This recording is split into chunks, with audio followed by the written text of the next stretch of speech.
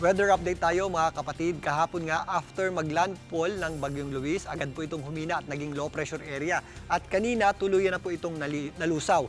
Pero yung mga kaulapan na associated dito sa Bagyong Luis, dito sa may West Philippine Sea, ang nagdulot po ng mga pag-ulan dito po sa western section ng Ilocos region ay nagkaroon po ng sarili ng sirkulasyon. At ito po ay isang low pressure area na nahuli pong namataan ng Pag-asa sa layong 180 kilometers west ng La Union, dyan po sa may Baknotan, at ito po ay mataas ang tsansang maging isang ganap na bagyo. So para pong lumipat yung ating sentro ng sama ng panahon natin, at if ever maging bagyo po yan po ay panibagong sirkulasyon na, yan po ay tatawagin nating Bagyong Maymay. Sa kasalukuyan, ito po ay nagpapaulan pa rin dito sa malaking bahagi ng Northern at Central Luzon. Kasama po dyan ang areas po ng Zambales at Bataan, maging dito sa Pangasinan, kung nasaan si Kasamang Mon, at maging dito sa area ng La Union. Samantalang, ang habagat naman ang nagpapaulan dito sa Metro Manila at sa ibabang bahagi ng ating bansa. Ito namang bagyong may international name na Dolphin ay hindi natin inaasang maglandfall o lumapit sa anumang bahagi ng kalupaan. Ito po ay huling namataan ng Pag-asa sa layong 2,095 kilometers east-northeast ng extreme northern Luzon.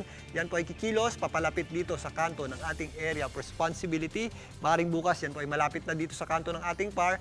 At habang kumikilos po yan, magpapalakas po yan ang ating habagat o southwest monsoon. Itong posibleng tawagin nating Bagyong Maymay ay maaari din pong maglandfall muli o bumalik sa kalupaan dito po sa area ng Ilocos region, maaaring sa La Union or Ilocos Sur, na kung saan magpapatuloy po ang epekto niyan sa ating bansa mula bukas hanggang sa darating Thursday.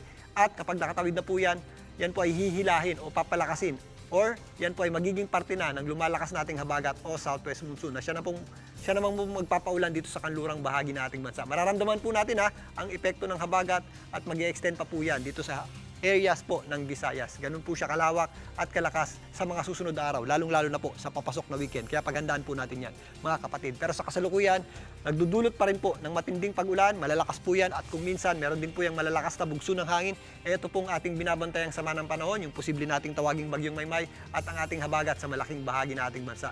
Yung ating bagyong, at itong binabantayan nating sama ng panahon ay nagdudulot pa rin po ng mga posibleng pag-ulan na thunderstorms sa mga kabundukan ng Cordillera, kasama po dyan ang Benguet, maging sa area po ng Baguio City, lalong-lalo na sa areas po ng La Union at Pangasinan, kasama na rin po dyan ang Zambales at Bataan.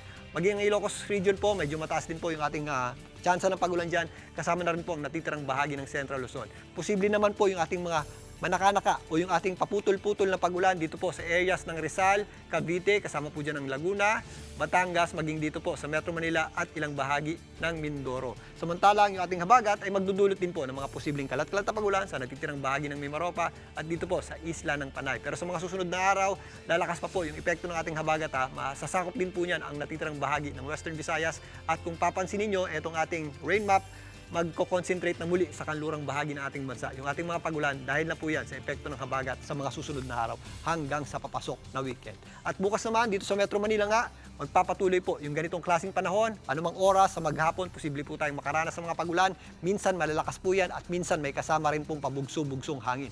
Kaya sa mga lalabas ng bahay at may mga lakad bukas, isaalang-alang po natin ang mga posibleng malalakas na pag-ulan dahil po sa epekto ng habagat o yung tinatawag nating southwest monsoon. At mag-ingat po tayo, mga kapatid. At yan muna ang latest sa ating lagay ng panahon. Muli ako po ang inyong weather frontliner, Alvin Puran, na laging may panahon para sa iyo. Mga kapatid, Julius Babaw po. Para sa komprehensibo at makabuluhang balitaan at talakayan, mag-follow at mag-subscribe na sa social media pages ng News 5.